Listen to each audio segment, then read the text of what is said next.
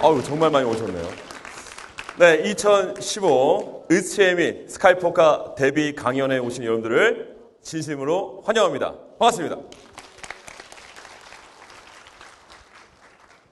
첫 순서를 맡은 저는요, 소개를 한번 더 해야겠네요. 메가스터디에서 화학을 지도하고 있는 기상호입니다. 여기 이 공간 속에 이 무대 앞까지 정말 많은 분들이 오셨어요. 제가 출연하는 거, 제가 강의하는 거 듣고 오신 거죠? 아, 고맙습니다. 반갑습니다. 오늘 날씨가 너무 좋았어요. 그죠? 봄 날씨. 영상으로 따지면 제가 보니까 6도, 7도가 되더라고요. 낮이 굉장히 따뜻하다. 입춘이 지났다. 곧 봄이 온다. 어제도 보니까 졸업식이 많고요. 오늘도 졸업식이 좀 있어요. 차도 굉장히 좀 많이 막히더라고요. 그리고 어제 제가 설명을 가면서 학생들이 이제 학교에서 나오는 모습도 봤습니다. 근데 이제 본방을 한 것 같아요. 이제 학생들하고 같이 책을 들고 다니면서 친학기, 그 어떤 설레임 그런 표정을 봤습니다. 학생들이 그 웃는 해맑은 모습을 보면서 너무 또 귀엽고 보기 좋았습니다. 저는 그냥 천직이 가르치는 직업인 것 같아요. 너무 좋았습니다. 자, 봄방학이 시작되었고요.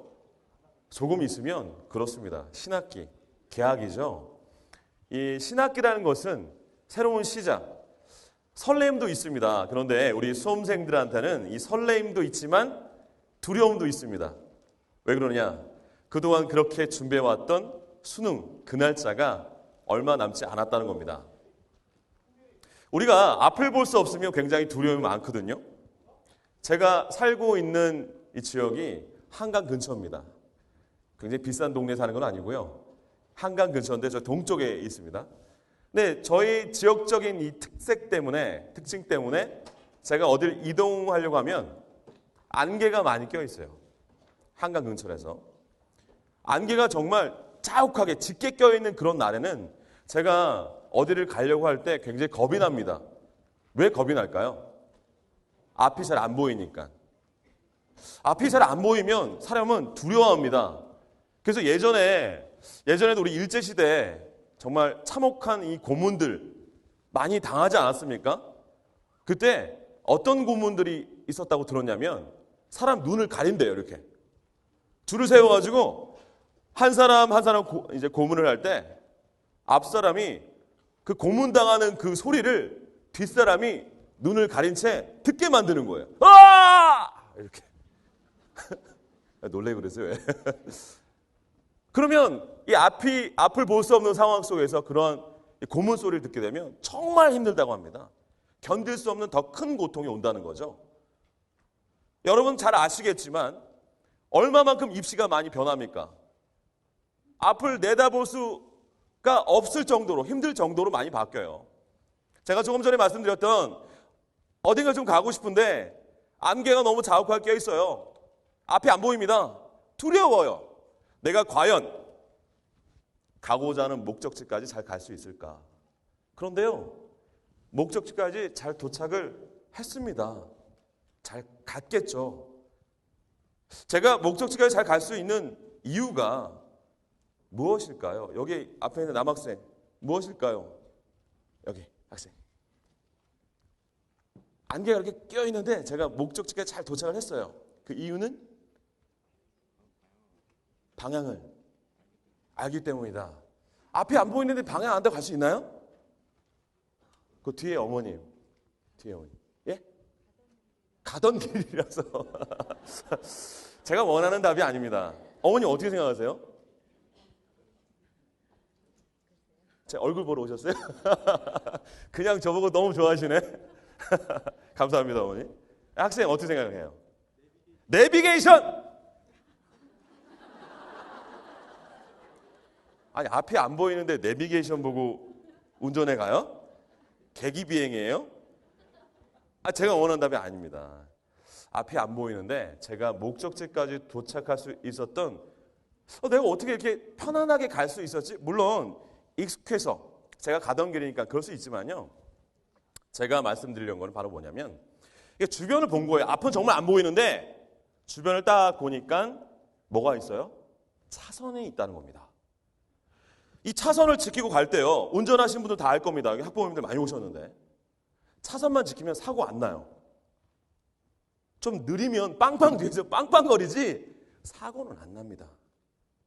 우리가 앞이 정말 안 보이고 답답하고 힘들고 두려울 때 나의 중심을 찾고 입시에 있어서 가이드라인이 무엇인지 정확하게 알고 준비한다면 두려움이 아니라 바로 찬스가 온다는 겁니다.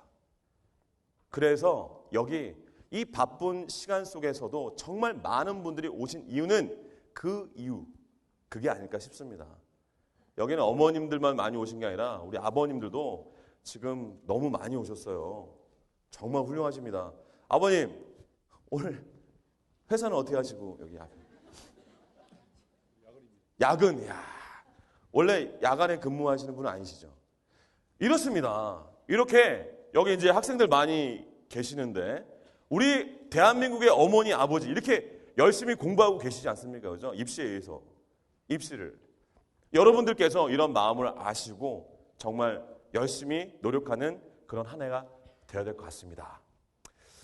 제가 오프닝을 좀 길게 말씀을 드렸는데요. 그래서 달라지는 것들이 무엇이고 어떻게 준비해야 되는지를 알고 준비하는 것이 무턱대고 공부하는 것보다 훨씬 중요하다는 겁니다. 그렇게 여러분들이 준비하는 한 해가 됐으면 좋겠고요. 여러분들이 궁금한 게 무엇일까?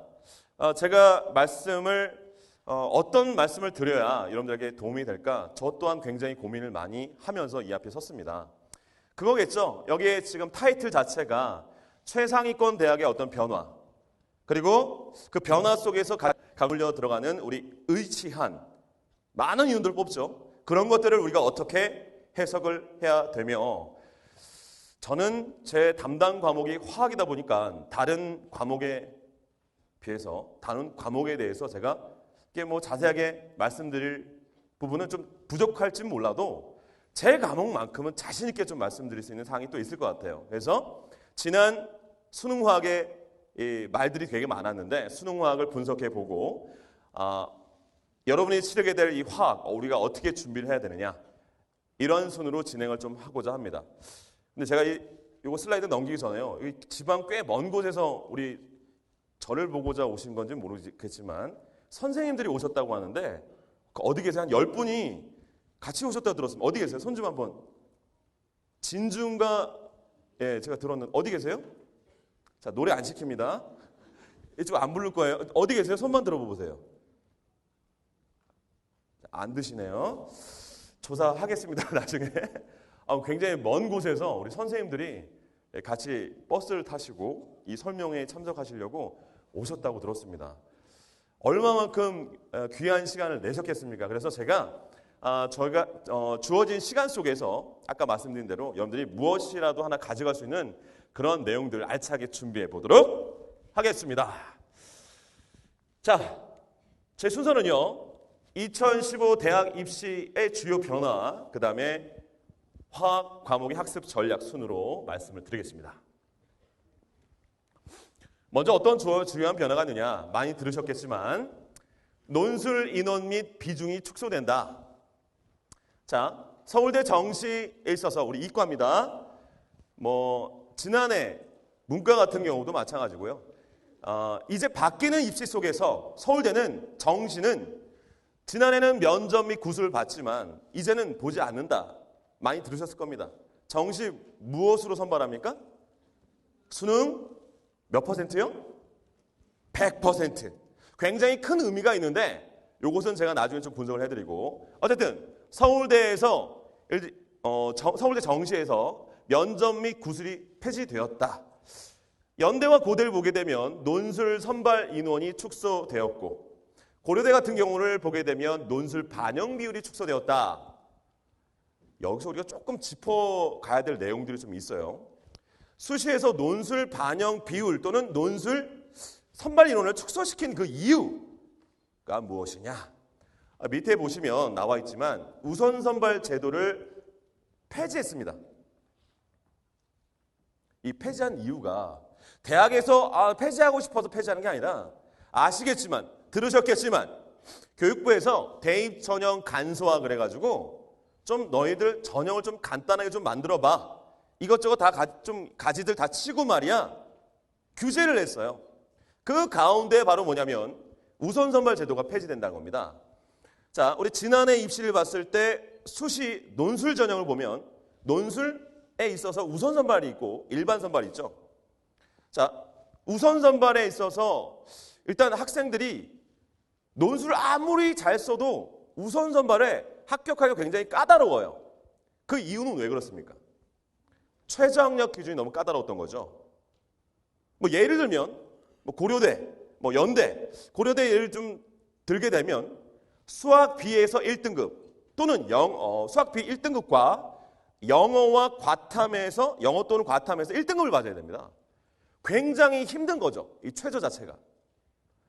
근데 만약에 최저를 만족시키는 학생이 논술마저 잘 이렇게 작성, 논술도 잘 해결해 나갔다고 한다면 상위권 대학에서는 이 친구를 안 뽑을 이유가 없는 겁니다. 여기서 여러분들이 좀 하나 좀 잘 알고 계실 게 바로 뭐냐면 이런 게 있어요. 제가 지금 메가스에서 강의를 하지만 제가 강의하기 전에 현직에 있었습니다. 그래서 고3 담임을 꽤 했었는데 이 학생들 보면 학기 초에 하나는 수능 공부를 안 하고 뭐 하고 있냐면 논술 학원을 다녀요. 수학, 과학 막 열심히 다닙니다. 왜냐면 야 수시가 중요하대. 수시 중요하고 수시에서 인원을 많이 뽑으니까 논술 학원 다녀야 돼. 논술 중요하죠. 안 중요하다는 얘기가 아니라 대학에서 예를 들면 고려대라 합시다. 우선 선발에 합격하는 인원은요. 대학에서 이제 인원을 이렇게 불러다가 논술 시험 봅니다. 바로 채점할까요? 그러지 못하겠죠.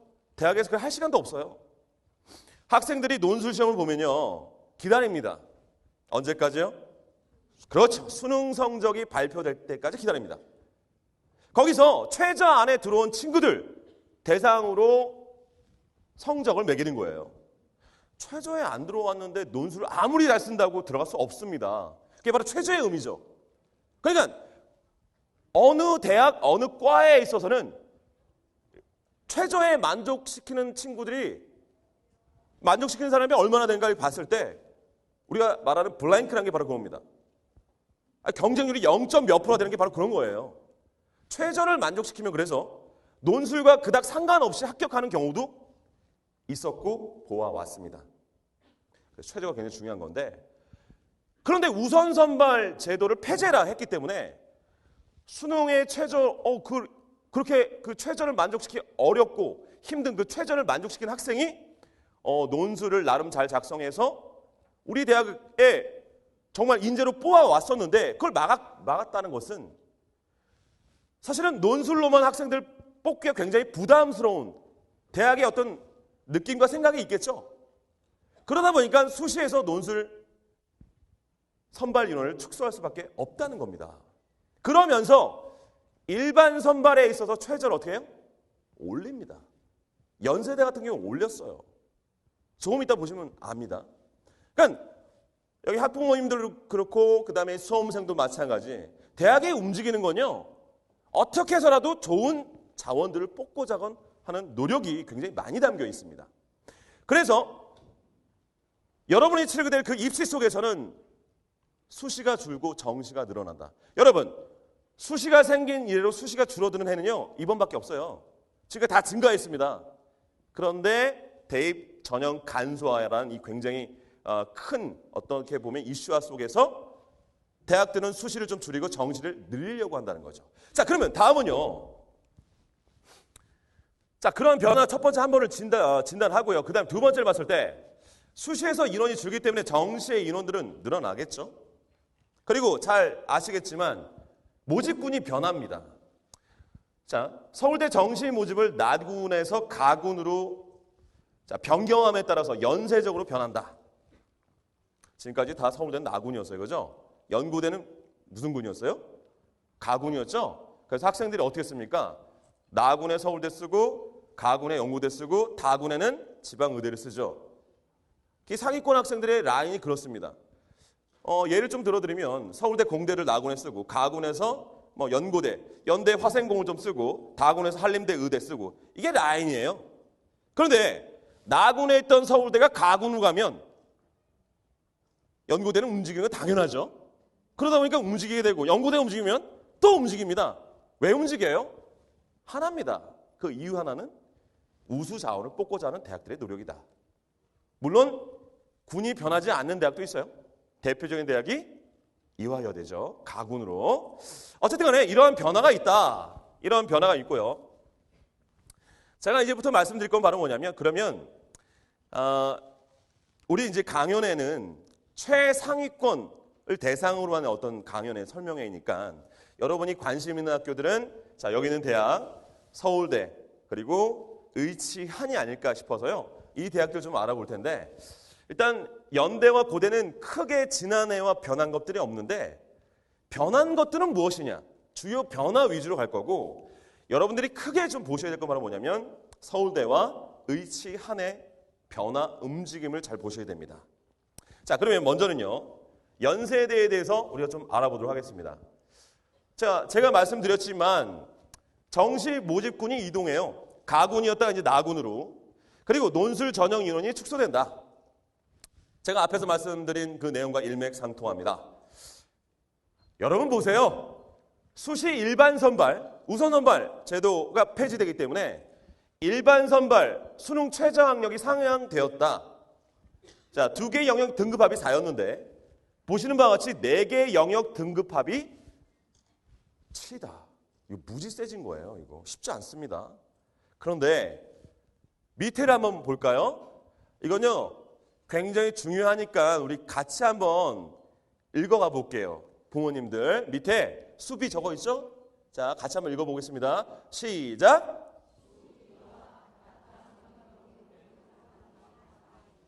네, 너무 잘하셨어요.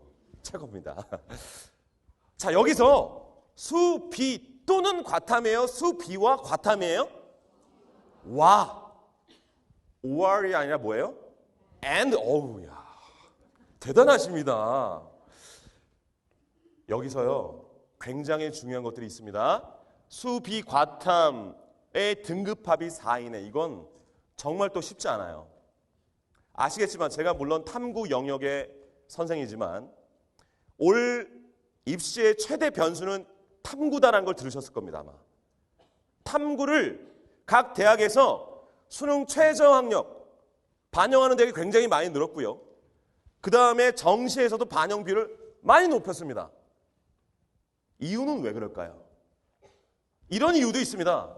지난해 입시에 있어서 영어, 수준별 영어 그러면서 A, B 했지 않습니까? 그죠? 이제 없어졌어요. 그러면 상위권 자원들을 유불리할 장치가 필요한 겁니다. 대학에서. 그러다 보니 과학 탐구의 반영 비율을 높이고 이와 같이 옵션을 거는 거죠. 여러분께서 나는 연세대를 가야 되는데 논술을 아무리 열심히 한다고 해도 이 조건을 충족하지 못하면 의미가 없는 겁니다. 탐구 영역이 그래서 굉장히 중요하죠. 성균관대는요.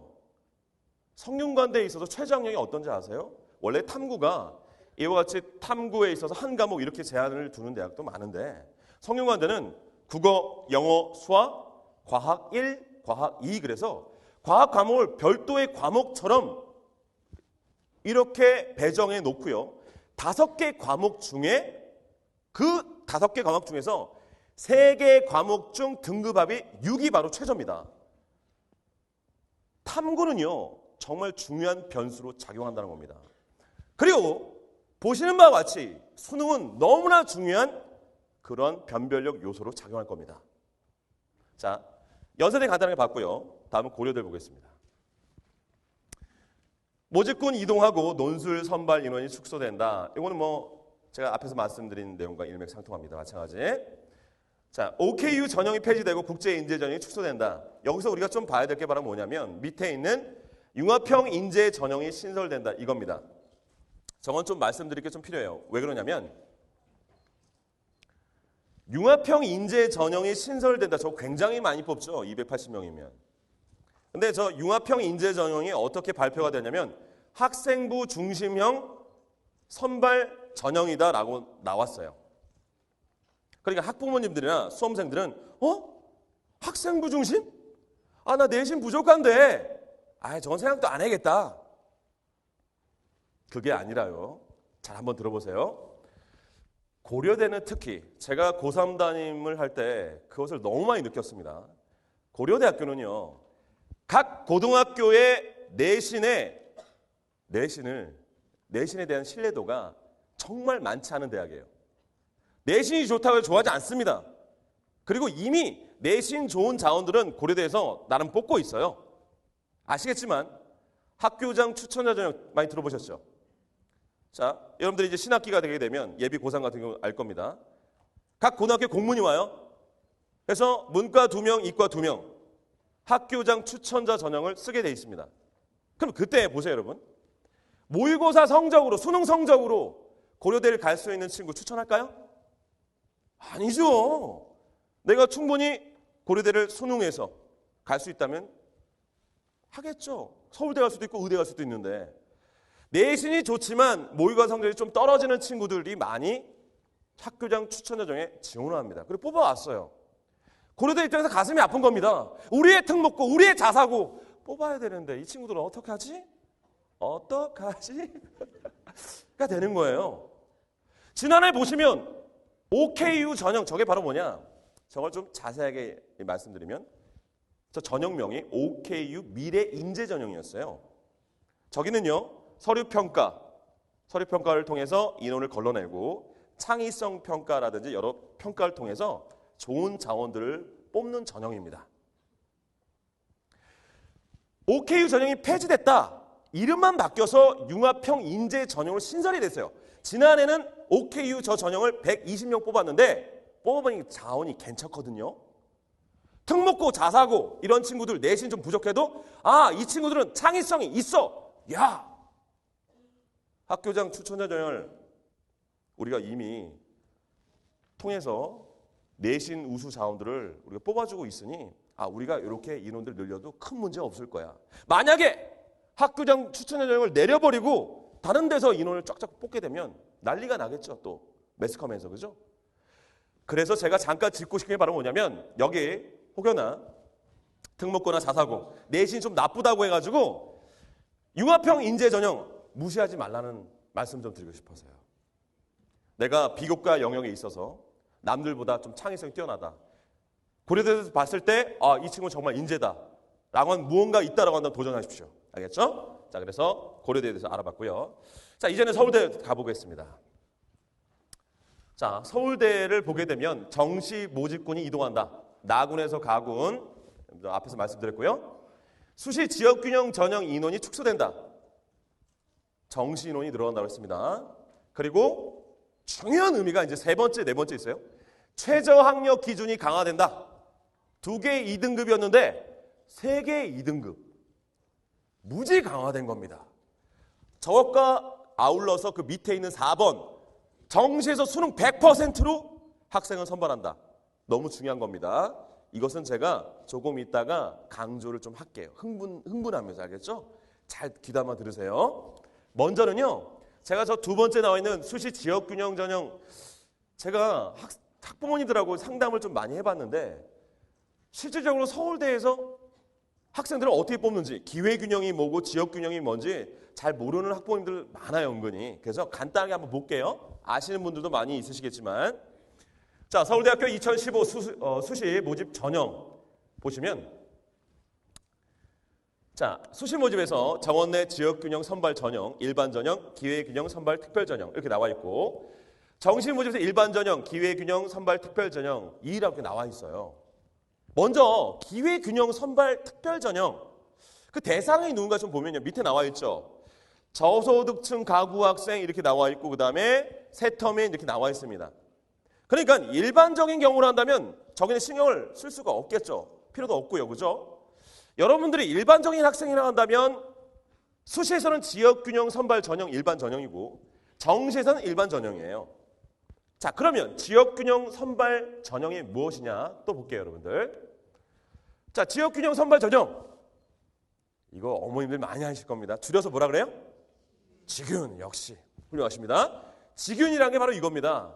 자, 보시면 고교별로 추천받은 2명을 대상으로 해서 서류평가와 면접 결과를 종합해서 선발한다. 일단 뭐가 좋아야 돼요? 내신이 무지하게 좋아야 돼요. 제가 교직 생활을 강남권 학교에서 했어요. 제가 수년 동안 교직 생활하면서 저희 강남권 학교에 있는 저희 학교에 있는 학생이 직윤으로 서울대 가는 거를 딱 한 명 봤습니다. 딱 한 명. 진짜로. 그 친구는 서울대 의대에 갔어요. 그 친구 얘기 들어보니까 전학년 평가에서 모든 시험을 봤는데 딱 한 문제, 물리 한 문제에 틀렸대요. 다 100점이야 그냥. 그게 인간이에요? 그런 인원이 갔습니다. 정말 대단한 친구였어요. 그 친구 보면 참 대단한 생각이 들었습니다. 그렇지 않습니까? 중간기말. 어떻게 이걸 다 100점입니까? 하기야 뭐 수능 만점자들도 많이 나오니까 그죠? 내신 만점이야 뭐. 그런 친구들이 합격하는 그런 전형이에요. 그래서 지방에 있는 학생들 같은 경우는 이 직윤으로 해서 많이 서울대에 합격을 합니다. 아시겠지만. 그런데 여기서도 굉장히 중요한 게 있어요. 직윤은 내신이 중요했습니다. 그런데 그 전 지난해까지는 최저학력이 아시겠지만 2개 영역 2등급 이내였어요. 자, 그런데 보세요. 수능 최저학력 기준이 너무 강화됐습니다. 3개 영역 2등급 이내예요. 예전에는 말 그대로 내신 너무 좋고 그 정도 내신이면 2개 영역 2등급 나옵니다. 그러니까 지방에 가다 보면 서울대 합격 나오죠? 직윤이 은근히 많거든요. 그런데 이제는요. 내신이 아무리 좋아도 내가 저 최저 안에 못 들어오면 직윤이고 뭐고 안 된다는 거죠. 굉장히 중요한 겁니다. 이렇게 서울대에서 최저를 높였어요. 수능이 너무 중요하다는 겁니다. 그렇기 때문에 지방에 있는 학생들조차도 수능에 굉장히 집중해서 공부를 할 것으로 판단이 되어집니다. 자, 그래서 직윤이 이와 같은데, 자, 다음은요. 일반 전형을 좀 볼게요. 일반 전형. 이것은 뭐 지난해와 큰 차이는 없어요. 자, 보시면 1단계 서류평가, 1단계 서류평가와 면접 구술을 통해서 뭐 심층 면접이 되겠죠. 마찬가지 수능 최저학력 기준이 강화됐습니다. 직윤이든 일반 선발이든 최저학력이 너무 중요한. 그리고 제가 연세대 최저학력을 말씀드렸지만 연세대 또한 최저를 올렸습니다. 아무리 논술을 잘 써도 아무리 잘하려고 해도 최저가 안 되면 안 된다는 거죠. 수능이 중요하다는 게 바로 거기서 나오는 겁니다. 그런데 수시에서만 중요하느냐? 그게 또 아니죠. 자, 서울대 입시를 좀 분석해 보겠습니다. 이 순서는 2014학년도 서울대 합격 상위 20개로부터 자, 2015 입시 최대 상위권의 변수 무엇이냐? 순서로 알아보도록 하겠습니다. 여러분이 매스컴을 통해서 많이 들으셨을 겁니다. 2014학년도 서울대 합격 상위 20개 교를 봤을 때 다 자사고 특목고죠. 일반고가 없습니다. 그러면서 엄청나게 지금 서울대가 힘들어하고 있어요. 자, 이렇게 상위 20개 교를 또 보면 일반고 학생들이 얼마나 힘들어했는지 느낄 수 있습니다. 그걸 비율로 좀 보면 일반고 합격률이 47% 급감했다라고 발표를 했죠. 자, 여러 매스컴에서 그 이유가 뭐냐? 첫 번째 보시면 지난해 서울대에서 수시를 굉장히 늘렸어요. 그죠? 아시겠지만 서울대 수시 인원을 굉장히 늘렸다. 수시는 뭐로 뽑는다고요? 물론 최저가 있어야 되고 뭘로 뽑아요? 일반 학생들은? 면접 구술 이겁니다. 그러니까 실질적으로 면접 구술에 있어서 내가 얼마만큼 그동안 토론 수업과 서로 의견을 나누면서 심층적인 수업을 해왔느냐 중요하죠. 일반고 학생들 쉽지 않습니다. 논구술 준비하는 게요. 근데 특목고 학생들은 어때요? 제가요. 굉장히 젊은 나이, 지금도 젊어요. 굉장히 이른 나이에 제가 학교를 들어갔는데 저희 화학과의 고참이라고 하죠. 우리 선배 선생님들이 한 분이 명예퇴직을 하시고 한 분은 정년퇴직을 하시더라고요. 제가 순간 화학과에서 짱이 됐어요. 제가 젊은 나이에. 근데 이제 제가 제일 고참이 되다 보니까, 과 선임이 되다 보니까 여러 연수가 있죠, 선생님들은. 제가 연수란 연수는 다 다녔어요. 무슨 심화 연수, 뭔 연수, 무슨 연수. 그러다가 제가 한 번은요, 그 유명한 서울과학고등학교에서 하는 연수를 갔습니다. 갔어요. 여기가 서울과학고구나. 들어갔습니다. 근데 교실 문이 이렇게 쫙 열려 있어요. 왠지 보고 싶잖아요. 그죠? 봤어요. 봤죠? 근데 학생들이 앉아 있습니다. 일반고 학생들 딱 교실 보면 몇 명 정도 있어요? 한 30명, 35명, 뭐 이렇게 이 정도 있습니다. 그죠? 물론 이제 제가 학교 다닐 때보다는 숫자가 많이 줄은 거지만 그래도 많아요. 꽉 찬 느낌. 그런데 거길 딱 봤더니 몇 명 없는 거예요. 한 14명 이 정도 있었습니다. 근데 보다 더 신기한 건요. 테이블이 2개 테이블이 거기 이렇게 둘러싸여 있더라고요. 뭘 쓰고 있어요. 제가 조용히 물어봤죠. 너네 뭐하노? 물어봤어요. 레포트 쓴대요. 무슨 리포트니? 그랬더니 자기들이 좀 이따 발표를 해야 된대요. 책을 읽고 과학 관련된 주제와 관련된 책을 읽고 발표를 한대요. 아니 얘네들은 이런 수업을 받는구나. 아니 우리 일반고 애들은 그 시간에 뭐예요? 그 교실에서 선생님들 강의하시고 이렇게 앉아 있으면서 피곤하니까 잠깐 피로 풀어주고 꿈나라로 가는 거죠. 종 치고 어디 갑니까? 배고프잖아요. 매점 뛰어가잖아요. 그러고 있는 우리 일반 학생들, 일반고에 있는 학생들 비교되겠죠? 매번 토론하고 논술 수업하고 했던 그 학교와 게임이 안 되는 겁니다. 수시 모집 인원을 확대해서 그러다 보니까 우리 일반고 학생들이 너무나 힘들었고, 자, 두 번째 보시면 정시 2단계 학생부 미반영. 이것도 마찬가지죠. 이거 뭡니까 이거? 학생부를 반영하지 않는다는 건 특목고 자사고 뽑겠다는 소리죠. 반영하지 않았어요. 그러다 보니까 일반고의 합격률이 급감했다는 겁니다. 그러면 여기서 놀라셨어요? 제가 원래 수업을 좀 이렇게 합니다, 어머니. 여기 오늘 너무 많이 오셔서 앞에도 지금 되게 많으세요. 제가 슬로건이 감동과 임팩트랬어요. 임팩트가 나와야 됩니다, 항상. 이해해 주세요. 자, 여기서 그러면 아까 우리가 수시 인원이 지난해는 많았는데 수시를 줄이고 서울대도 이제 수시가 줄어듭니다. 정시 인원을 늘려요. 어머 선생님. 그럼 우리 일반고 학생을 위한 서울대의 배려군요. I don't think so죠.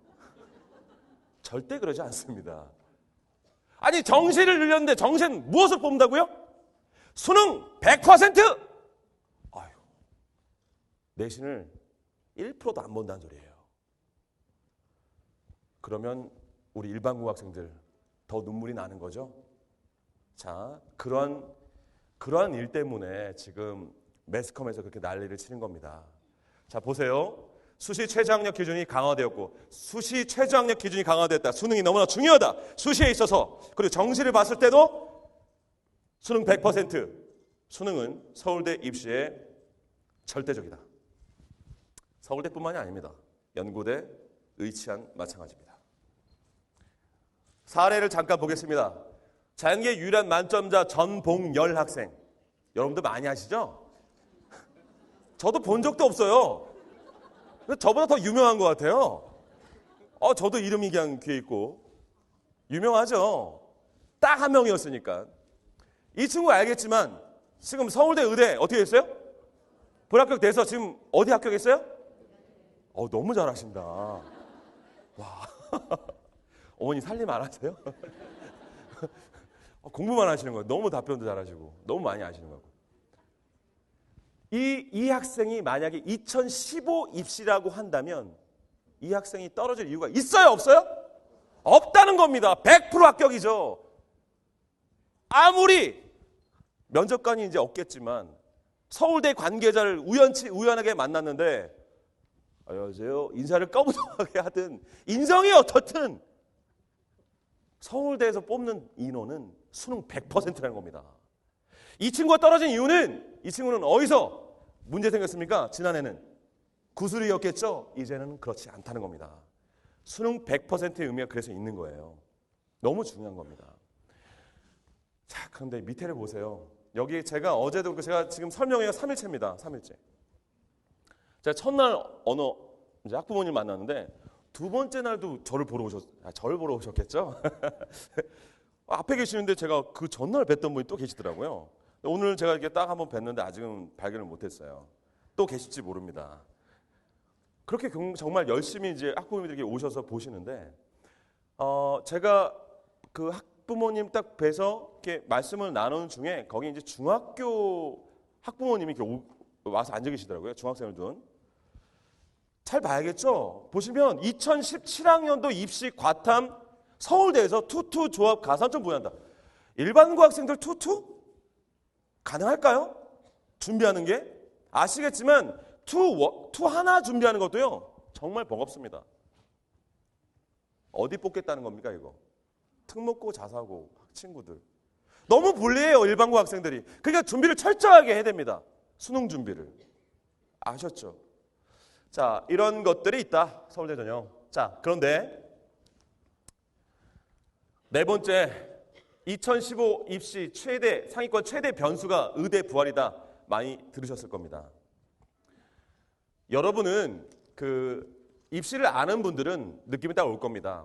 저도 학생들을 대학을 보내다 보니까 아까 말씀드린 대로 성적이 딱 이렇게 있는 친구들은 가군에서 연대 화생공 썼다. 나군에서 서울대 공대를 썼다. 다군에서 한림대 의대 이렇게 씁니다. 근데 한림대 의대가 붙고 서울대 공대가 붙으면요. 대부분 학생들 어디 갈까요? 의대 갑니다. 의대. 뭐 취직 힘든 것도 알고 여러 가지 사회 분위기를 봐서도 마찬가지. 의대 가기가 정말 힘들었어요. 지난해까지 점수도 굉장히 높아야 됩니다. 특히나 그래서 서울의 대학병원을 갖고 있는 이 의대 같은 경우는 정말 점수가 뭐 장난이 아니었습니다. 그런데 아시겠지만 상황이 좀 달라졌어요. 그래서 의대하고 서울대는 항상 우리가 같이 생각을 좀 해봐야 됩니다. 근데 의대 자원이 폭발적으로 증가합니다. 자, 어떻게 증가하느냐? 자, 보시면 의전으로 있다가 의대로 전환하는 학교, 그 다음에 치의전이었다가 치의예로 전환하는 학교를 보게 되면 11개 대학, 5개 대학, 연대는 뭐 둘 다 뽑았기 때문에 인원을 늘린 겁니다. 이렇게 굉장히 많은 숫자가 증가한다는 겁니다. 이 숫자가요, 어떤 의미냐? 보세요, 여러분. 의예과 717명으로부터 한 해 25명에 이르기까지 총 뽑는 인원이 964명을 더 뽑는다는 거예요. 느낌이 좀 잘 안 오실 텐데, 자, 같이 보여드릴게요. 자, 지난해 서울대 이공계 정시로 뽑는 인원이 237명이었습니다. 그런데 자, 2015학년도는 정시 인원이 늘어난다 그랬죠? 정시 인원이 늘어났고 거기에 맞물려서 어마어마한 의예, 치의예, 한의에서 인원들을 선발한다는 겁니다. 그렇기 때문에 위에 보시면 아시겠지만 서울대 정시 인원은 증가하고 의대 모집 인원 증가, 서울대 정시 합격선은 상당히 낮아지겠죠. 쉽게 말씀드리면 지난해 연고대 정도의 점수가 나온 친구는 갈 수 있다는 겁니까? 없다는 겁니까? 있다는 거죠. 서울대든 아니면 의대든 갈 수 있다는 겁니다. 내가 나 같은 사람이 어떻게 서울대야? 그러지 말라니까요. 난 할 수 있어! 라고 하면 되는 겁니다. 이게 바로 기회고 찬스입니다. 그러니까 엄청난 재수생들이 지금도 대학을 간 친구들도 고민하지 않습니까? 나 다시 해야 되나? 자기들 이걸 알고 들었으니까요. 자기 친구들 통해서. 그래서요, 여기 오신 분들이 내 자녀 최상위권이 목표예요. 아직은 최상위권이 아닐지라도 열심히 하면 됩니다. 이만큼 많이 뽑고 있어요. 자, 또 하나의 변수, 지역 인재 전형이다. 여러분, 이것도 좀 관심 있게 보셔야 됩니다. 물론 지금 설명하는 이 장소는 서울이지만, 서울은 정확히 아니네요. 그죠? 수도권이지만, 지금 제가 강연하는 이 내용도 녹화가 지금 되고 있습니다. 지방 학생들이 볼 수도 있고, 이것도 우리가 잘 보셔야 될 게 바로 뭐냐면, 자, 지역 균형 인재 육성에 관한 법률이다. 이 내용이 바로 뭐냐? 자, 한번 읽어보겠습니다. 수도권, 서울, 경기, 인천을 제외한 지방대학에서 의대, 치대, 한의대 등 인기 학과 신입생 모집 시에 해당 지역 고교생을 일정 비율 선발해야 된다. 약 4%로 보고 있어요. 아직 발표 안 났습니다. 자, 적극적인 대학이 있고 그다음에 소극적인 대학이 있죠. 충남대, 건양대, 충남대에서 24명을 그 지역에서 뽑는다는 겁니다. 이건 엄청난 거예요. 엄청난 거. 왜 저렇게 적극적일까요? 그 지역에서 공부 잘하는 친구들이 어떻게 하지 못하도록? 그렇죠. 올라가지 못하도록. 좋은 자원 뽑고자 하는 대학의 노력인 거죠. 건양대도 무지 많이 뽑는 거예요, 저거. 건양대 어딘지 아세요? 많이 아시네. 논산. 논산, 거기 있어요. 되게 좋아하신다. 거기서 그렇게 많이 뽑아요. 거기에 있는 그 지역에서 우수 인재들은 잘 봐야겠죠. 그죠? 자, 그런데 소극적인 대학이 있다. 어디다? 단국대. 단국대는 아직 뽑는 걸 제대로 얘기도 안 하고 있습니다. 그러겠죠? 아니, 지역이 이제 단국대 입장에서 굳이 뭐 그 지역을 뽑을 필요는 없을 것 같아요. 단국대 의대가 어디 있어요? 천안. 치의대도 어디 있어요? 천안에 있어요. 그죠? 그러니까 굳이 거기서 안 뽑아도 단대는 어디서 내려와요? 서울에서 다 내려와요. 그러니까 왜 뽑아요? 그러니까 굉장히 소극적이고 교육부 세부 시행령이 내려온 다음에 전형을 검토하겠다라고 합니다. 자, 그 다음에 여러분 이건 꼭 메모해 두십시오. 아는 분은 아시고 모르는 분은 모르시고.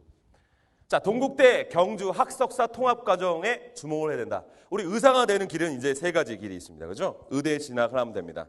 또는 그냥 뭐 화학과라든지 생명공학과 뭐 이런 학과 가서 그 화학 관련된 전공, 그 다음에 일반 생물학 이렇게 학점을 좀 이수하고 시험 보면 돼요. 그래서 의전에 가면 됩니다. 이 세 번째가 바로 뭐냐면 이렇게 학석사 통합 과정이라는 거예요. 의대 가면 의대 가서 의사가 되는 길이 이제 6년이 걸리죠. 예과 2년, 본과 4년 그래서. 의전은 이제 학사가 있어야 되니까 4년에다가 의전 4년에서 8년이 걸려요. 이건 몇 년이 걸려요? 7년이 걸리는 제도예요. 그런데 동국대 경주 학석사 통합 과정만 맨 밑에 보시면 정시 군외 모집으로 수시 합격자도 지원이 가능합니다. 수시 몇 회 제한이에요? 6회 제한 들으셨죠? 쓸 수 있다는 거예요, 없다는 거예요? 밑에 읽어보시라고 제가. 글은 읽으실 줄. 제한을 받아요, 안 받아요? 받지 않는다는 겁니다. 정시군이 몇 개 군이 있어요? 가군, 나군, 다군인데 제한을 받아요, 안 받아요? 군 외니까 또 쓸 수 있다는 겁니다. 꼭 기록해 두세요. 내가 지금은 의사 뭐 별로 그닥. 그래도 나중에 한번 넣었을 때 지난해 보시면 15명 정시에서만 뽑았습니다. 근데 인원을 더 교육부에서 늘려줬어요. 신기하죠? 그 이유는 모르겠습니다. 그 누구도 몰라요. 어떻게 이 대학이 이런 특혜를 받는지 모릅니다. 우리는 그 정보만 알고 있으면 돼요. 그죠? 넣으면 됩니다. 뭐가 많아요? 그러니까 이 대학은요? 뭐가 많아요? 추가 합격자들이 많겠죠? 발표를 계속 하겠죠?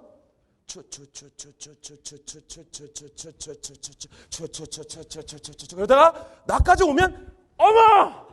만세를 볼 수 있는 겁니다. 그럴 수 있는 거예요. 꼭 기록해 두셨다가 수능 공부 열심히 하시고 한번 지원해 보세요. 알겠죠? 경주 얼마나 좋습니까? 그죠? 왜 웃으세요?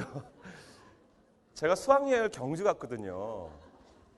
그거는 안 가봤어요. 그래가지고 참 가고 싶은데 아직도 못 가고 있습니다.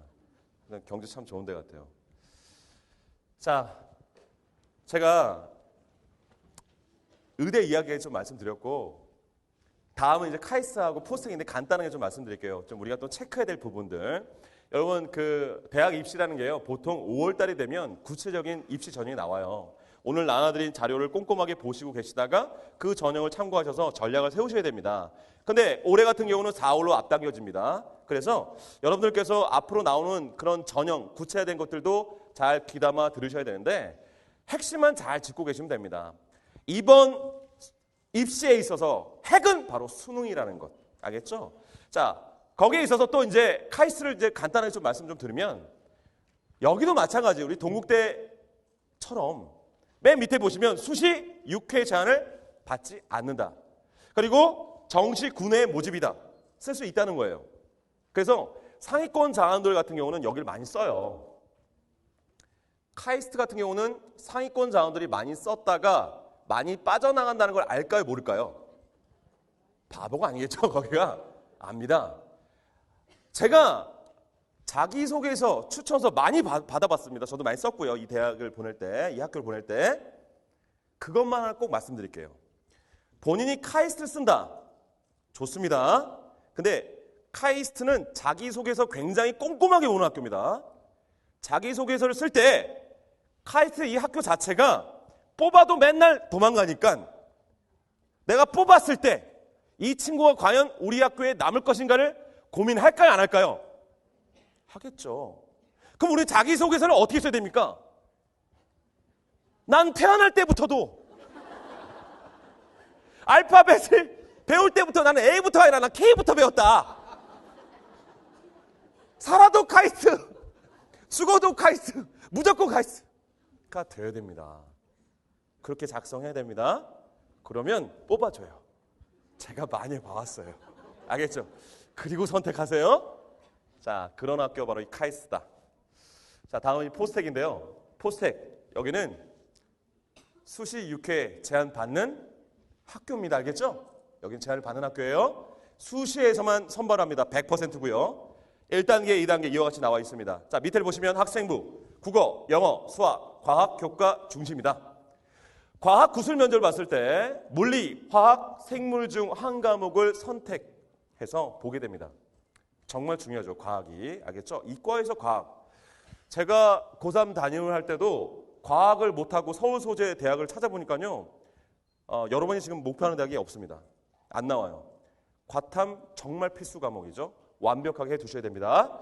자, 포스텍. 이런 것들 우리 잘 체크하시고 다음 준비된 내용들 자, 있기 때문에 제가 다음은 제 과목에 대한 이 말씀을 좀 드리겠습니다. 기다리셨죠? 예. 2015 화학 학습 전략. 잘 들어보세요. 여러 가지 말도 많고 탈도 많았던 지난 수능 화학의 어떤 진단을 좀 하고 여러분들이 준비를 어떻게 하셔야 될지 제가 말씀드리겠습니다.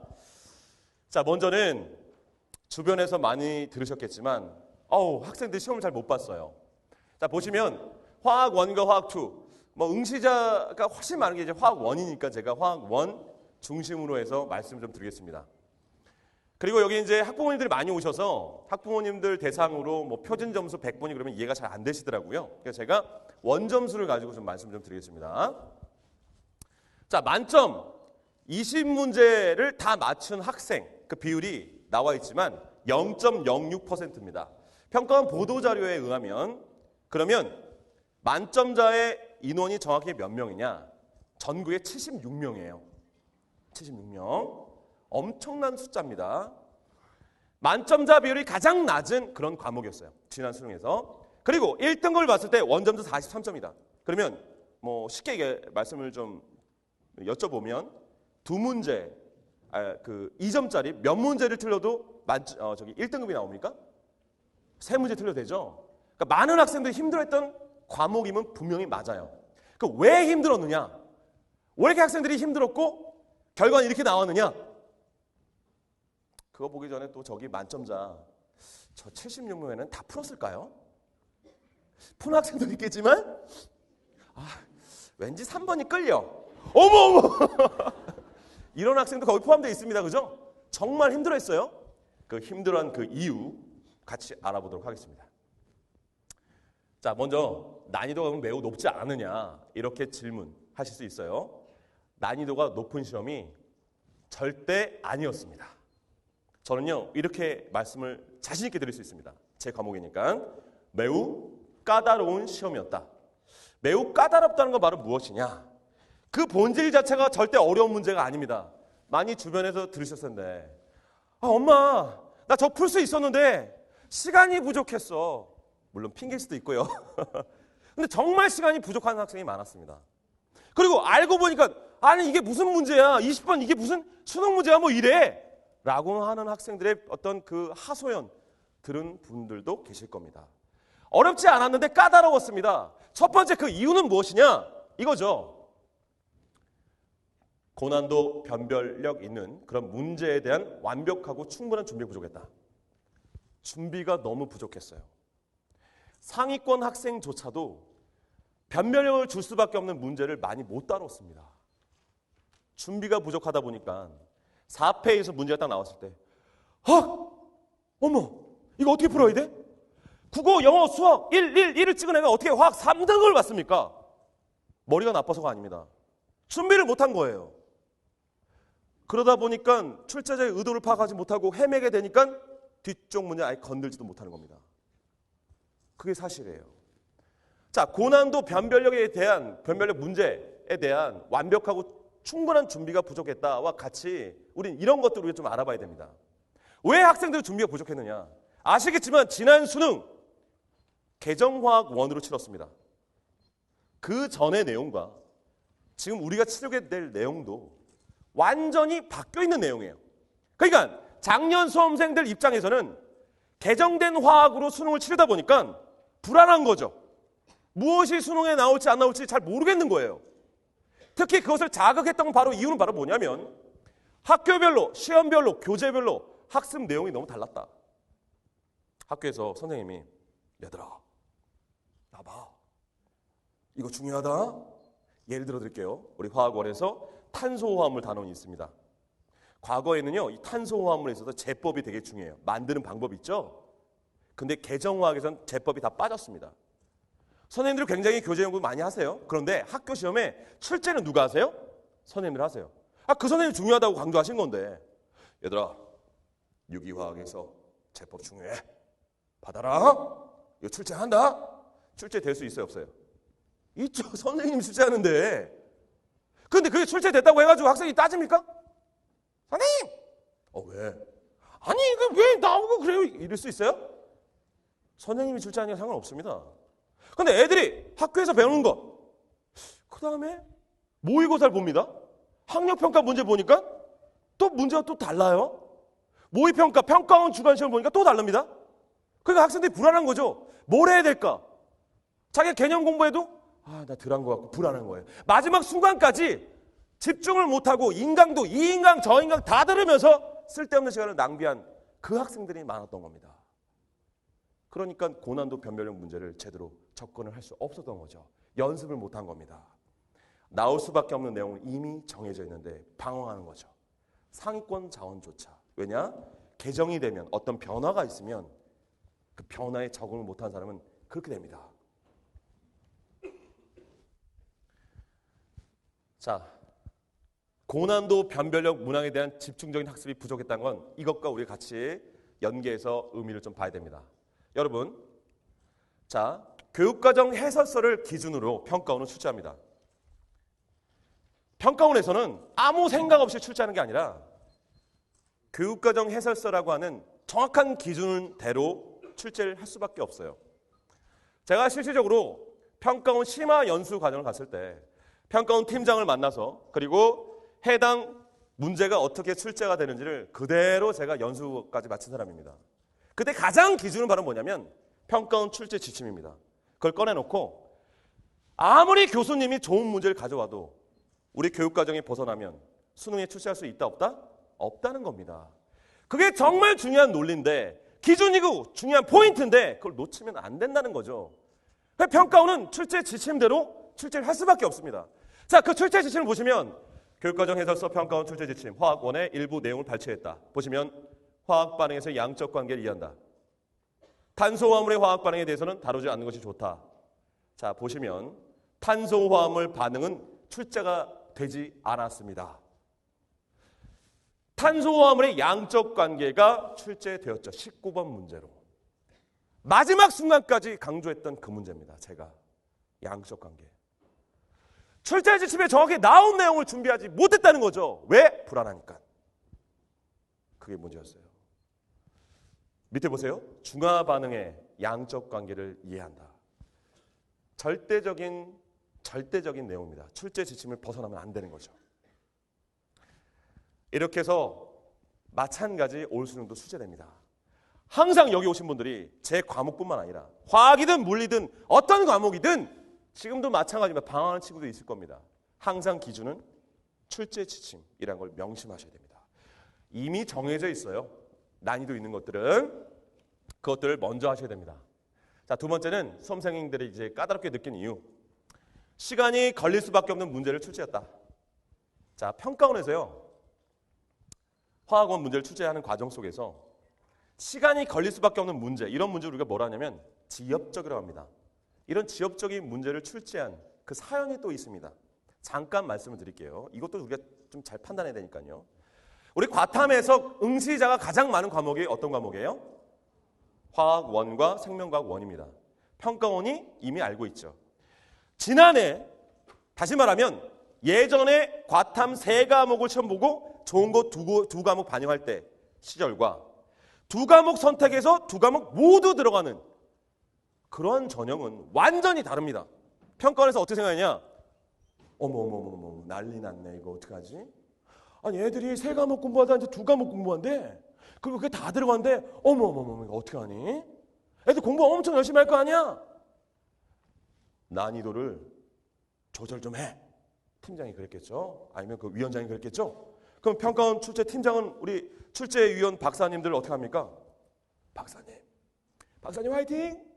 난이도 좀 잘 좀 하세요? 했겠죠? 그런데 문제를 갖고 오십니다. 가장 중요한 건 출제 지침에 들어와 있느냐, 교육과정에 들어와 있느냐 먼저 판단하겠죠. 그럼 문제를 이제 출제하십니다. 딱 보니까 두려운 거예요. 아니 학생들이 정말 공부를 많이 한다니까요, 박사님. 아 그래요? 그럼 이거 분수로 바꿔볼까요? 이런 식이 된 거예요.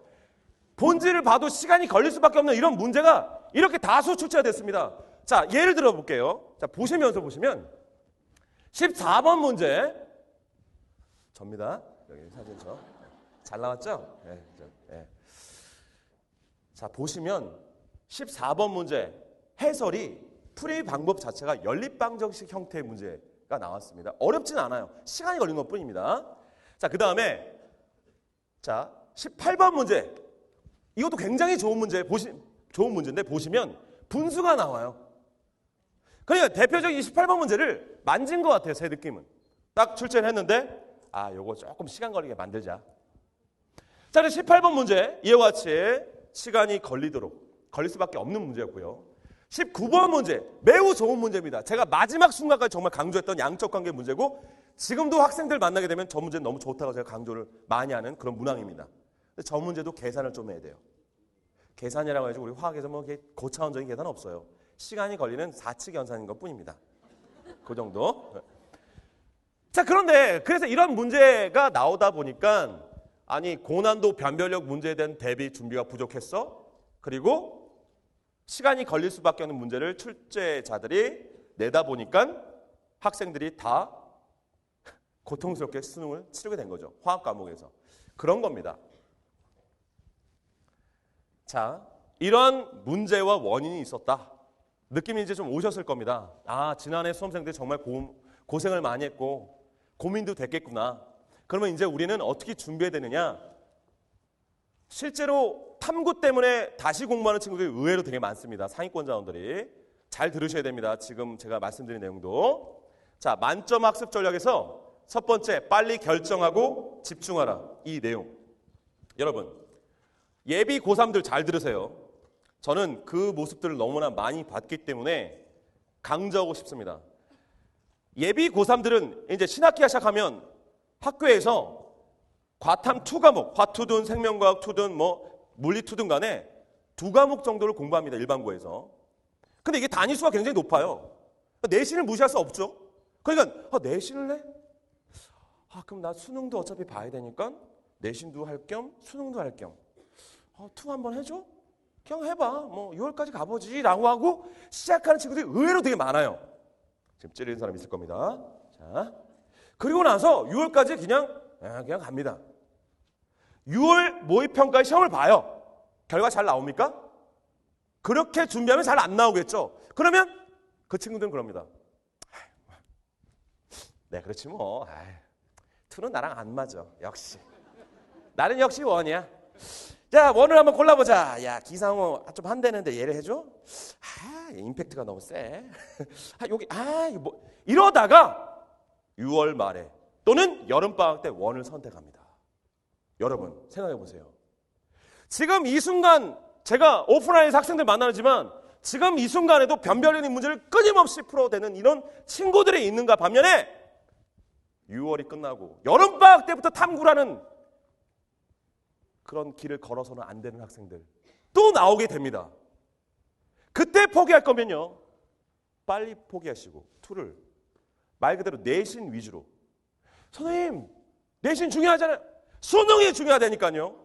수능 100%. 선생님 그럼 내신은 어떻게 해요? 내신은요. 내신 기간에 좀 하는 방법밖에 없어요. 내신으로 대학에 내신을 뽑으면 내신으로 목숨 거는 거죠. 아닙니다. 절대 아닙니다. 수능 90%, 내신 학생부 10%에도 그 10%가 10%가 아닌 거 아시잖아요. 그죠?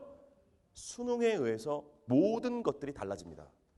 그에 맞춰서 빨리 결정하고 집중해야 됩니다. 아셨죠? 내가 툴을 할 거면 이미 시작을 하셨어야 되고 그리고 여기 오신 분들이 보시면 알겠지만 우리 자녀가 어떻게 서울대에 가겠어? 아니라고요. 갈 수 있습니다. 올해는. 그러니까 서울대 가려면 반드시 뭐 해야 돼요? 투 과목 해야 되죠? 열심히 하라고 격려해 주세요. 저 어떤 부모님들 계시냐면 저를 만나요. 제가 담임할 때 선생님 저희 애는 애가 좀 이상해요. 왜 저한테 그런 말씀 하시는지 모르겠어요. 우리 애 너무 잘한다. 너 화이팅. 보는 앞에서 막 이렇게 하셔야죠. 격려해 주세요. 더 잘합니다. 넌 왜 그 모양 너 누굴 닮아요? 본인 닮았겠죠. 격려해 주세요. 할 수 있습니다. 제가 학생들을 참 좋아하기 때문에 수능이 끝나면 제자와의 만남을 갖습니다. 올해도 만날 생각이에요. 학생들이 또 지방학생들도 원하고 있고. 근데 제가 지난 수능이 끝난 다음에 제자와의 만남에서 제가 멘토링, 제 제자 하나를 불렀습니다. 제 고3 때 제가 같이 생활했던 친구인데 그 친구가 공부를 좀 잘 해왔습니다. 잘 해왔는데 3학년 와서 굉장히 고생을 많이 했어요. 가슴 기흉 수술이라고 하고 제가 이제 뭐 삼성병원 가가지고 막 문병도 가고 막 이랬던 친구예요. 그래서 나름 사연이 좀 있는 친구인데 그러다 보니까 좀 성적이 잘 안 나왔는데 그 친구 스스로 같이 동네에서 같이 공부했던 친구들 중에 대부분이 목표하는 대학을 다 갔습니다. 이 친구는 되게 가슴 아파하는 거예요. 우울해하고. 근데 제가 봤을 때 이 친구 할 것 같다. 할 수 있지 않을까? 저는 그 친구한테 매번 그런 얘기 했어요. 야, 넌 정말 훌륭해. 넌 꼭 할 수 있어. 너는 걱정하지 마. 넌 될 거야. 꼭 할 수 있을 거야. 이 친구가 한양대에 붙었는데 다시 하더라고요. 그래서 제가 대성학원 앞에서 선생님들하고 이제 식사를 하고 있었습니다. 지나가다가 우연히 만났어요. 너 학교 가지 않았니? 선생님 말씀 듣고 저 한번 해보려고요. 너 할 수 있다. 그때도 그랬어요. 너 할 수 있다. 너 될 거야. 좋은 생각만 해. 그 친구가 긴장도 되게 많이 하는 친구입니다. 할 수 있어. 해냈죠. 서울대에 입학했습니다. 그리고 나서 저를 찾아왔어요. 얼마나 반갑습니까? 눈물이 나도록 반가웠습니다. 저는요, 제 제자들 보면서 서울대는 특별한 머리 좋은 친구가 가는 학교가 아니라는 걸 알게 됐어요. 그러니까 어머님들, 아버님들 격려해 주세요. 할 수 있다. 너는 올해 완전 축복받은 거야. 기상호 만나고 왔는데 장난 아니야. 엄청난 기회 알려주세요. 할 수 있습니다. 빨리 결정하고 집중해야 됩니다. 자, 이거 되게 중요한 거죠. 정확한 출제 범위를 알고 준비해야 됩니다. 출제 지침이 가장 중요한 겁니다. 그걸 먼저 하시고 그 다음에 나머지 하실 거면 나머지 그때 하는 겁니다. 나올 수 있는 걸 제대로 해야 됩니다. 자, 세 번째는 변별력을 위한 단원에 대한 치밀하고 완벽한 준비를 해라. 자, 오신 분들 화학원에서 올 수능에서 무엇이 출제되는지 제가 지금 2월이죠. 이 강연을 할 때가 수능이 치른 다음에 이 강연회가 지금 하는 것들이 녹화가 되니까 다시 보세요. 제 말이 맞나 틀리나. 저는 자신할 수 있습니다. 이 내용이에요. 화학원에서 화학원 총 20문제가 나옵니다. 거기서 15문제는 그냥 공부하면 다 맞추는 내용이 나와요. 5문제가 변별력 있는 단원과 내용으로 출제가 되는데, 자 보시면 화학반의 양적 관계, 탄화수의 양적 관계, 산화반의 양적 관계, 중화반의 양적 관계가 바로 그 변별력. 아유, 사진을 엄청 찍으시네요. 모델이 필요하지 않습니까? 그죠? 자, 찍어주세요. 잘하셨습니다. 자, 그래요. 화학2도 이와 같습니다. 그래서 여러분들께서 자녀분들한테 꼭 전달해 주세요. 그래서 여기서 출제가 된다. 그러니까 올 수능도 양적 관계가 핵심이고, 양적 관계. 제가 항상 출제 지침을 강조하니까 어떤 것도 이제 외부에서 말을 만드냐면, 기상호 선생님은 나올 것만 찍어줘. 절대 찍어주는 게 아니고요. 나올 수 있는 걸 제대로 깊게 심층적으로 해야 됩니다. 제 인터넷 강의 수만 해도 50강이에요. 50강. 예. 나올 수 있는 것들을 제대로 해야 됩니다. 그래야 우리가 15문제 누구나 맞히는 문제가 아니라 5문제 변별력 문제를 맞아서 정말 힘들어했던, 다른 친구들이 힘들었던 그 시험 문제 속에서 내가 웃음 지을 수 있다는 겁니다. 아셨죠?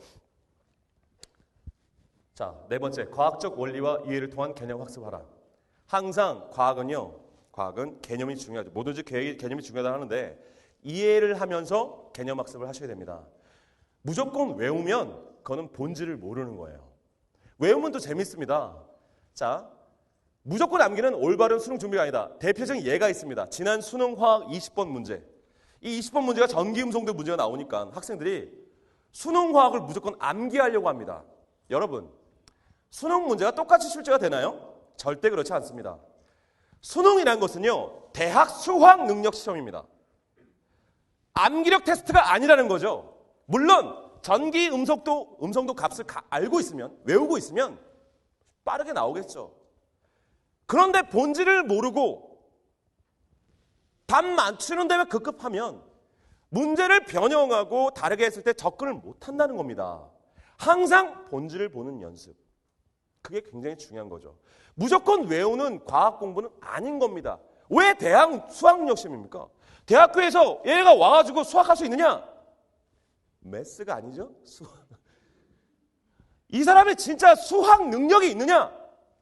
그것을 측정하는 시험입니다. 그렇기 때문에 출제위원도 암기력 테스트 문제를 냈다면 그런 문제는 못 내게 돼 있어요. 그걸 설령 냈다라고 한다면 그 사람은 정확한 출제위원이 아닙니다. 무슨 말씀인지 알겠죠? 무조건 암기가 아니라 왜 그런지 이 문제도 비금속성 크면 전기음성도가 크다. 플로린 1등이다. 가지고 문제를 접근하는 문제입니다. 제 해설도 그래서 그렇게 했어요. 얘들아, 암기해라. 암기하면 다 맞아. 그럼 누구나 할 수 있는 거죠. 이 문제의 본질은 이겁니다. 여러분들이 비금속성이 크다는 걸 알고 접근할 수 있느냐? 접근해야 됩니다. 왜? 수능은 똑같이 안 나오니까. 한번 보세요. 우리 해설 강의는 무료로 다 볼 수 있습니다. 저는 그렇게 설명을 했습니다. 그래서 무조건 외우는 화학이 아니라 이해하면서 생각하면서 하는 화학이 중요하겠습니다. 예를 들면 이런 거예요. 금속의 반응성입니다. 제 수업 내용에서 하나 갖고 왔는데 그냥 무조건 반응성이 커서 아연의 반응성이 커가지고 구리 판때기 쪽에서 수소기체 발생해. 무조건적인 암기가 아니라 생각하는 거죠. 금속이 이렇게 있어요. 아연 금속과 구리 금속이 이렇게 서로 붙어 있습니다. 아연이 산화되면 나가요. 이때 이 남긴 전자는 반응성이 작은 금속 쪽으로 이동하는 게 훨씬 편하다. 저와 같이 이동하겠죠. 이때 반응성이 작은 금속 쪽에 대부분의 전자들이 몰리기 때문에 이때 수소 이온이 전자를 받고 수소 기체가 발생한다. 이때 미처 넘어가지 못한 전자가 있을 수 있기 때문에 아연 쪽에서 수소 기체가 발생한다 하면 학생들이 어머 알게 되는 거예요. 화학 할 만하네? 재밌네? 그 깨우침이 있으면 제 제자들 중에 제일 싫었던 화학 과목이 꿈이 화학 선생으로 바뀐 그 친구도 지난 제자의 만남에 멘토로 참석했습니다. 국립대 화학교육과에 입학을 해서 자기가 입학하자마자 과외도 하고 그다음에 방과후 활동도 하고 그다음에 봉사 활동도 하면서 학생을 지금 가르치고 있습니다. 그 소식을 듣고 제가 불렀고 만났을 때 얼마나 행복했는지 몰라요. EBS 제자입니다. 제가 EBS 강의할 때 그때 제 강의를 듣고 이렇게 자기 꿈이 바뀐 친구입니다. 화학은 바로 그겁니다. 꿈이 달라질 수 있습니다. 생각하면서 공부해야 됩니다. 지엽적인 문항을 대비하라. 여러분들, 지엽적인 문제가 나올 수 있을까요? 없을까요? 그건 누구도 모릅니다. 난이도를 쉽게 예측할 수 없는 겁니다. 보세요, 여러분들. 교육과정은 이미 정해져 있고 출제될 수 있는 내용들은 정해져 있습니다. 그 밖을 내게 되면 굉장히 문제가 심각해져요. 나올 수 있는 게 정해져 있는데 난이도를 끌어올리고 싶어요. 가장 쉬운 방법 뭐라고요? 시간이 걸릴 수밖에 없는 문제를 출제하면 됩니다. 또 더티한 방법을 쓸 수 있어요. 이 사람들이, 평가원인 사람들이 말이죠. 그러면 내가 지엽적인 문항을 어떻게 대비하면 됩니까? 지엽적인 문제를 풀려면 시간이 필요합니다. 그러면 더욱더 철저한 개념 속에서 시험 문제를 봤을 때 4페이지까지 봤을 때 총 1페이지부터 3페이지는 빠르고 정확하게 풀어야 됩니다. 보자마자 답이 올라올 수 있도록. 아, 선생님 그게 어떻게 수능 문제인데 답이 올라온다니까요.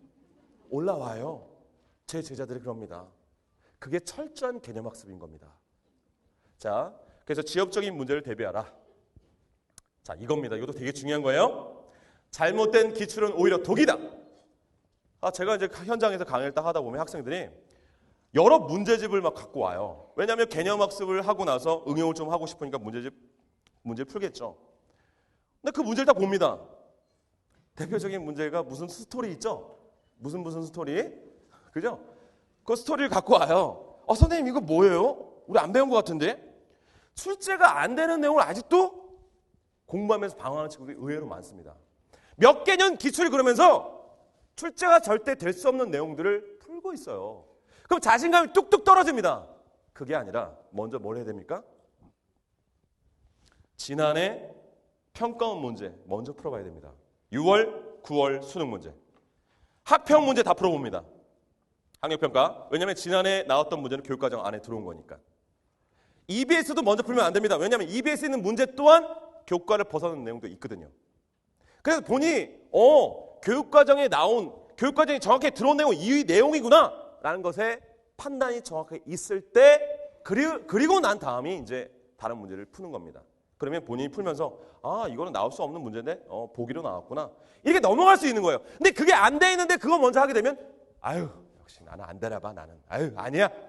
마음 돌리게 되는 거죠. 알겠죠? 잘못된 기출은 오히려 독이다. 자, 이제 시간이 거의 다 돼가는 것 같습니다. 제가 정말 강조하는 단권화 노트와 오답 노트를 활용하라. 너무 중요합니다, 여러분들.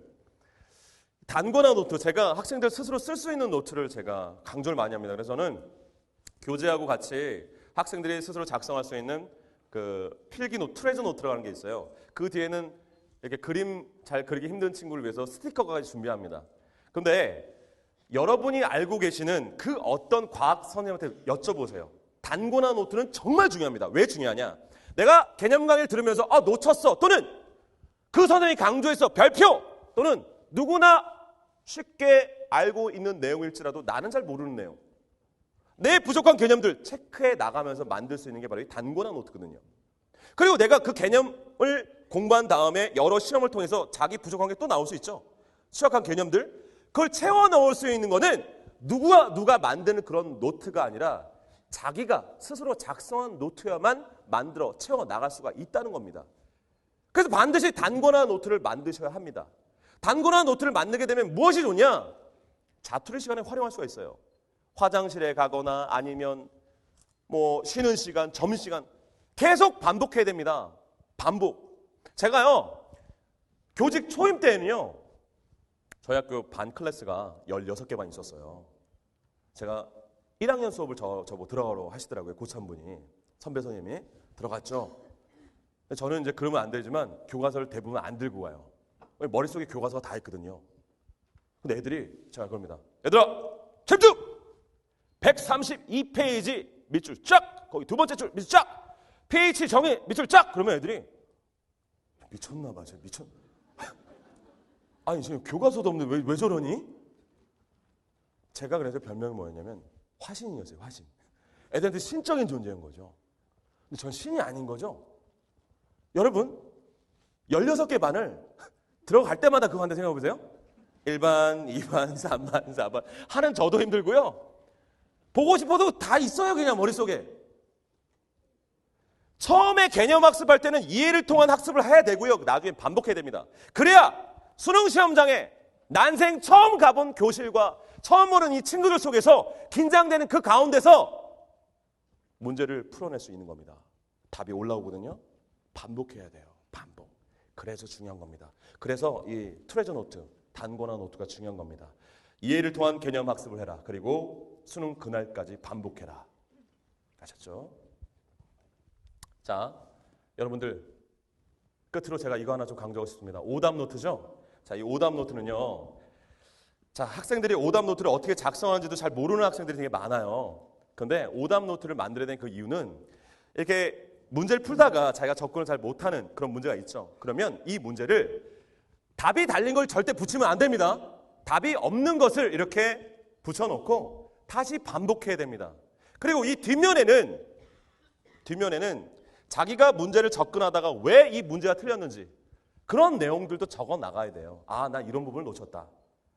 이렇게 만들어 나갈 때 그 어디서도 볼 수 없는 자기만의 정말 소중한 문제집이 탄생하는 겁니다. 이게 수능이 가까워지면 더 발휘를 한다는 거죠. 여러분, 수능 가까워지면 자기가 보던 책만 해도 이만큼이에요. 그거 다시 보고 있어요? 눈 빠집니다. 그죠? 그때 만약에 단권화 노트와 오답 노트가 있다고 한다면 내가 부족했던 게 이거였구나. 바로바로 체크하고 다시 한번 점검할 수 있다는 거죠. 아셨죠? 그래서 오답 노트, 제 학생들한테 이 오답 노트 작성법도 자세하게 말씀을 드리는데 시간상 이 정도만 말씀드리겠습니다. 흔히 사람들은 기회를 기다리고 있지만 기회는 기다리는 사람에게는 잡히지 않는 법이다. 우리는 기회를 기다리는 사람이 되기 전에 기회를 얻을 수 있는 실력을 갖춰야 된다. 여러분, 기회는 왔습니다. 실력을 갖추십시오. 그러면 여러분의 소중한 꿈이 꼭 이루어질 거라 믿습니다. 큰 꿈으로 도전하는 여러분들이 되길 바랍니다. 지금까지 감동과 임팩트 과학의 마스터 키 기상호였습니다. 감사합니다.